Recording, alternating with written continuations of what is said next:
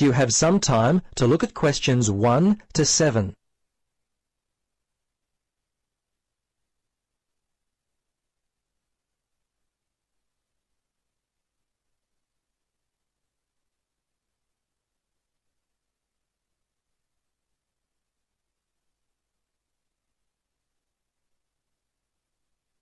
Now, listen carefully and answer questions 1 to 7.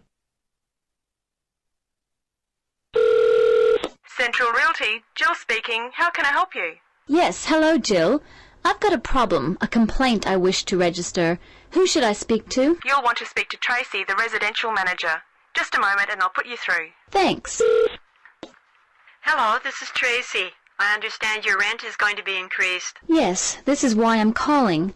I was told that my rent would not be increased for the length of my 6-month contract, which I signed only 4 months ago. What's going on? Is my landlord allowed to do this? I see. Yes. Okay. That seems strange.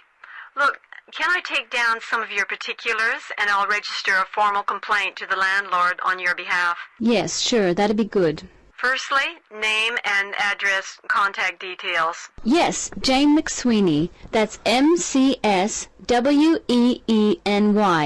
3 Mauger Street. That's Maugher Street. Windory, 3355. And the phone there? Yes, you can contact me on 334756 extension 3176. I generally arrive home by 6 o'clock in the evening, so you can call me around that time, but not after 9. Oh, sorry, 8:30, because that's the time I leave for work. Okay, so I should note down that the problem is that your landlord wants to raise your rent.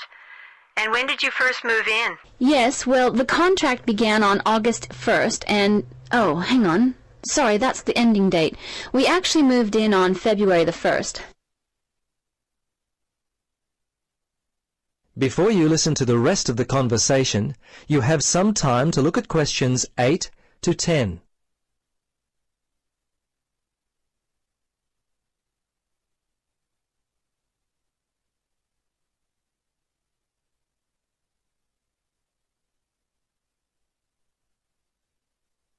Now, listen carefully and answer questions 8 to 10.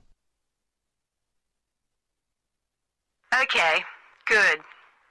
Now, if need be, you will have to send a letter to the Rental Tenancy Board.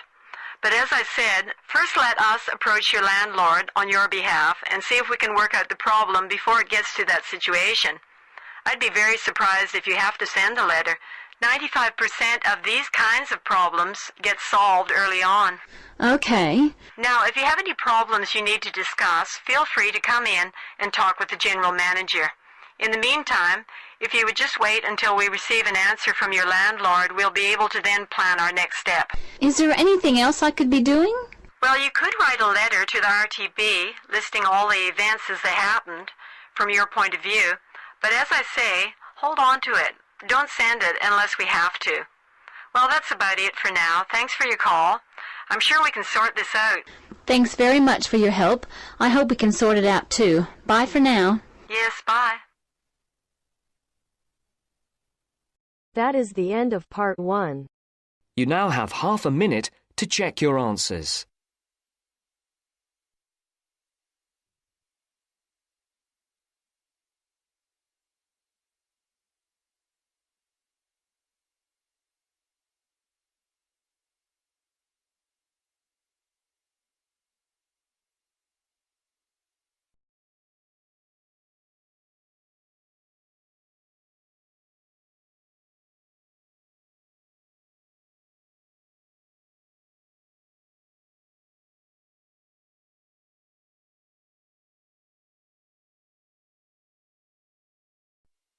Now turns to part 2.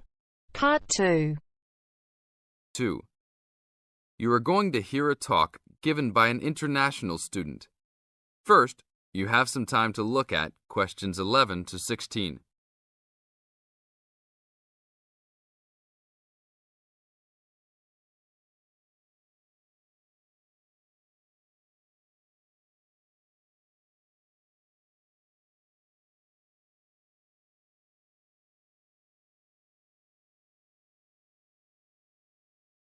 Now listen to the tape and answer the questions.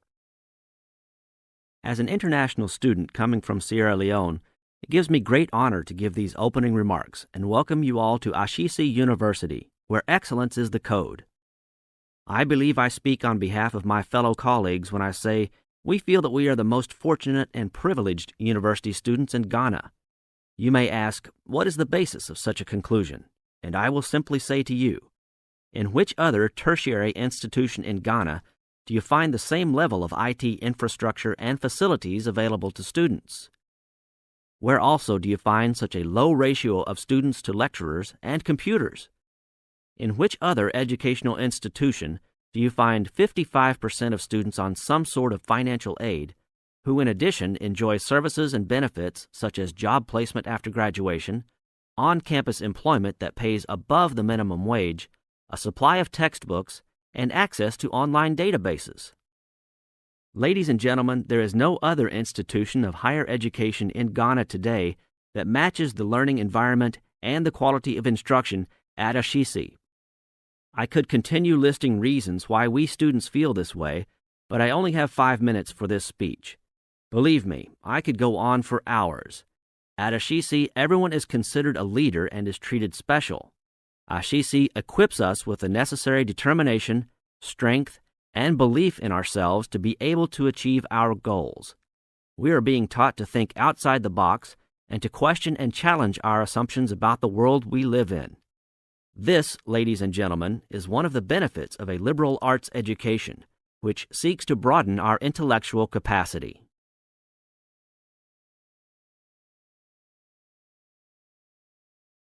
Now look at questions 17 to 20.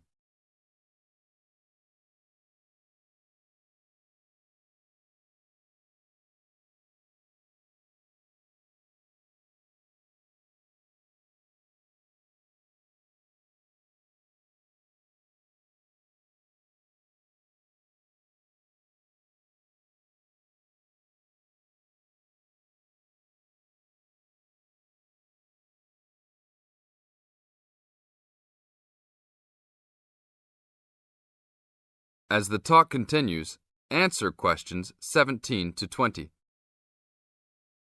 At Ashesi, we are also exposed to real-life situations and learn how to deal with them through a practical and vigorous academic program, as well as various seminars in which prominent leaders in their professions are invited as guests to interact and share their knowledge and experiences.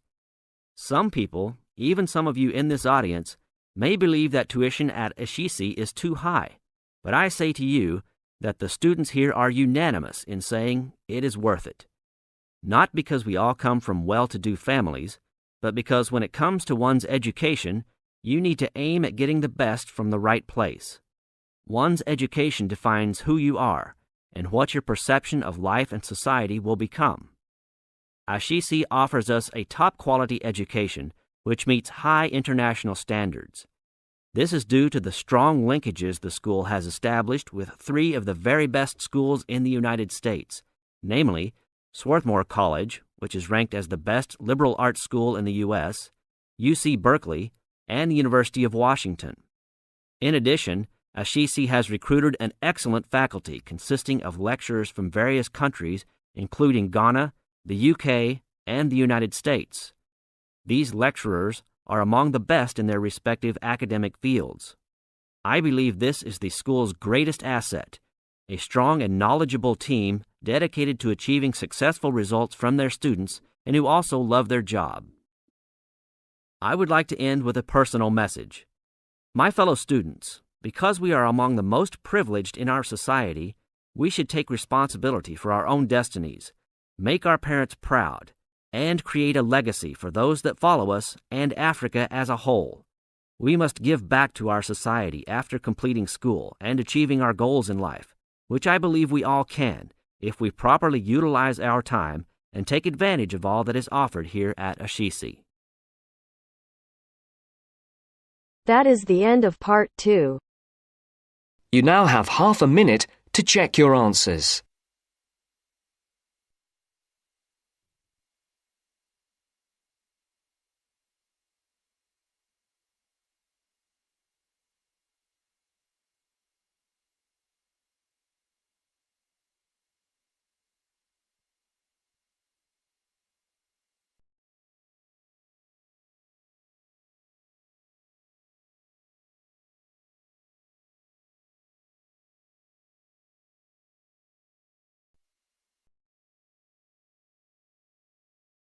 Now turns to Part 3. Part 3. You will hear a conversation between a university student and a librarian about using the city archives. First, you have some time to look at questions 21 to 24.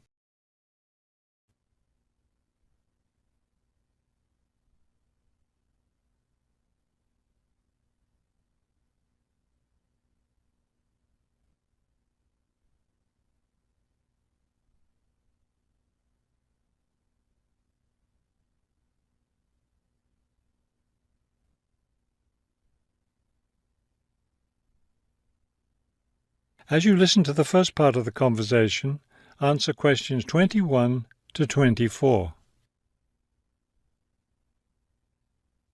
Hello. I was wondering if you could give me some information about using the archives? I'd be happy to. Are you a resident of the city? Actually, I live just outside the city, but I study at the university downtown. That's fine. All you need to do is show your university identification card, and you can use the archives at no charge, as long as your ID card is current, of course. Yes, it's valid. So I don't have to pay anything? No, city residents pay an annual fee, but students can use the archives for free. Everyone else needs to get special permission from the director, but that doesn't apply to you, of course. Oh, good. I was also wondering about the schedule. I have classes every day, Monday through Friday, and I also have a part-time job. So I could really only use the archives on weekends. That's not a problem at all. We're open all weekend. Actually, the only day we're closed is Monday, so you can come any day, Tuesday through Sunday. Are you open in the evenings? Yes, we're open from 9:30 in the morning until 8:30 in the evening. That will fit my schedule well. Before you hear the rest of the conversation, you have some time to look at questions 25 to 30.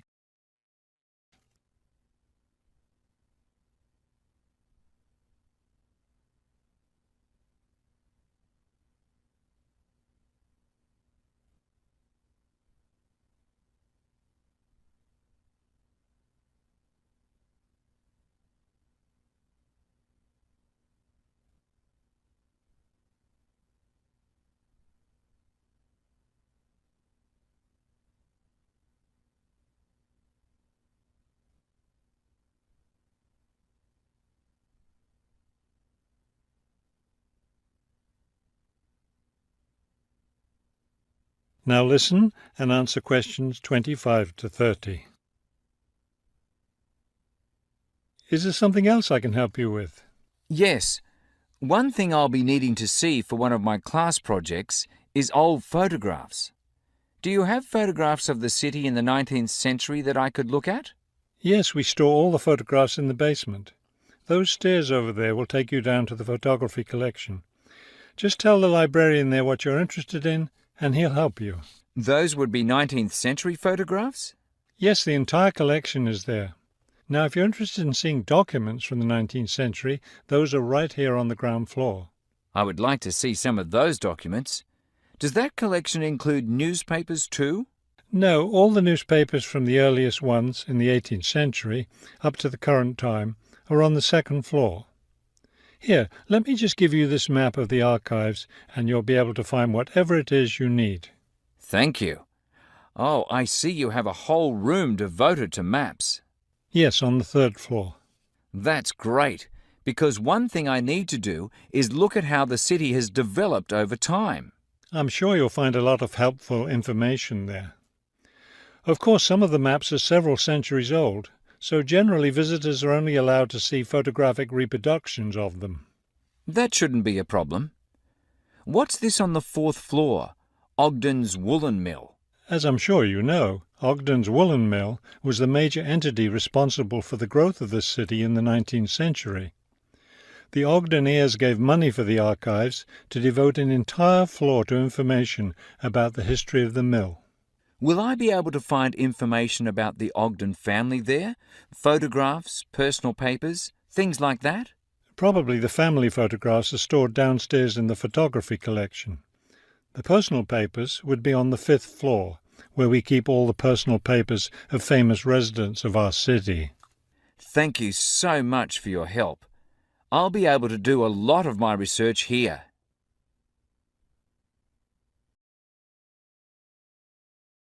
That is the end of part 3. You now have half a minute to check your answers.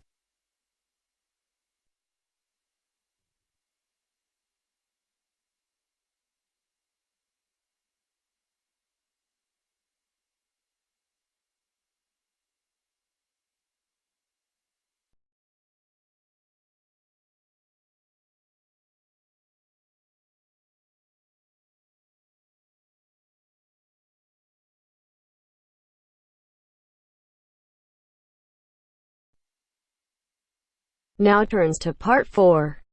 Part 4. You are going to hear a lecturer giving a talk on a type of fundraising for business called crowdfunding. First, you have some time to look at questions 31 to 40.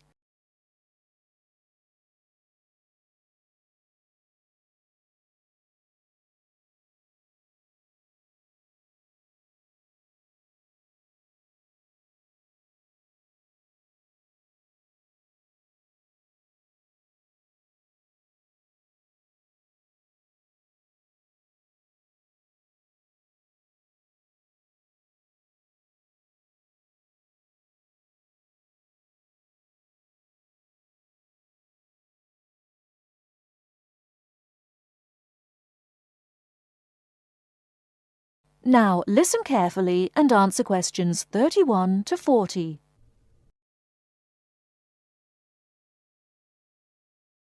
Good morning, everyone. Today we're continuing our look at funding opportunities for small startup businesses. The emergence of social media has given companies the ability to connect with fans and potential customers directly. On the back of the growth in social media, a model of raising finance has emerged known as crowdfunding. This revolutionary way of raising finance began with micro-lending in the 90s. More recently, an equity-based model has emerged that allows people to invest directly in a new company. We're going to examine this in more detail later, but let's turn first to a third model, which I'll term a fan-based model. With this model of crowdfunding, individuals are encouraged to give an amount of money to support the launch of a project or initiative without the promise of any financial return. Instead, there's a reward for donating. This contrasts with the micro-lending model, which would require a return on investment, and the equity-based scheme, which may offer shares. Crowdfunding portals or websites allow the business concerned to present the initiative along with the financial target required. There's a fixed time limit for fundraising, and if the target amount is reached, all donations are paid to the company or individual. Whether it's an author planning to write a new book, an independent film company looking to make a new film, or a technology company with an idea for an app, the person or company needing funding would turn to its fan base for support. This is managed through one of the many crowdfunding online portals that have emerged. Of course, a fan or supporter of a particular initiative is likely to give money anyway. But donation-based crowdfunding will often make donating even more attractive by offering a rewards-based incentive scheme. Let's take a film company, for example, that needs funding for a new film. For a small set donation, the donor might be offered a free ticket to the premiere or a DVD of the film. A larger set donation might be rewarded by the chance to attend a launch event when the film goes live. Those people who make bigger donations could even be offered the chance to meet the cast of the film, whilst the highest level donation could see the person's name mentioned in the film credits. For companies that already have a significant fan base, crowdfunding offers a fantastic opportunity to raise money quickly from a large number of people, each of whom donates just a small amount of money. Compare this to the time and effort that would be needed to sell your idea to investors or your bank manager, particularly in an age when raising finance can be difficult. The company may also have links with partner companies or organizations that run fundraising events. In this case, you can significantly increase participation by working with these organizations to promote your crowdfunding project. Another significant advantage is that you can reach out to your fan base for feedback on the project while it's being developed, thus making the final product more appealing. Crowdfunding enables you to raise awareness of the product at an early stage, thus increasing the potential for sales. With so many people behind you, it can also act as a great incentive to get the best possible product out on time and on budget. However, there are disadvantages to bear in mind. The model can be described as all or nothing. If you don't reach the monetary target required in the agreed time, all promises of donations are cancelled and no money is paid, leaving you back at square one. Should this happen, or still worse, you receive the funding but are unable to come up with the product, not only will your fans end up disappointed, but the portal will record the fact that you failed to reach your target, or that the initiative failed. Fulfilling all the pledges that you've made to people can also be very time-consuming. For example, remembering to send out copies of books or free cinema tickets can sometimes be forgotten in the excitement and frenzy of launching your product. People sometimes forget to factor in the cost of rewards when calculating profit margins. But these can be significant. And finally, if you have a small fan base, for example, you're a new company or have a small social media footprint, raising awareness of your initiative will be challenging. These drawbacks aside, donation-based crowdfunding is a wonderful opportunity for individuals or small startups to raise funds for that exciting new project whilst reaching out and connecting to the people who are most likely to support and promote your work for you. That is the end of part 4. You now have half a minute to check your answers.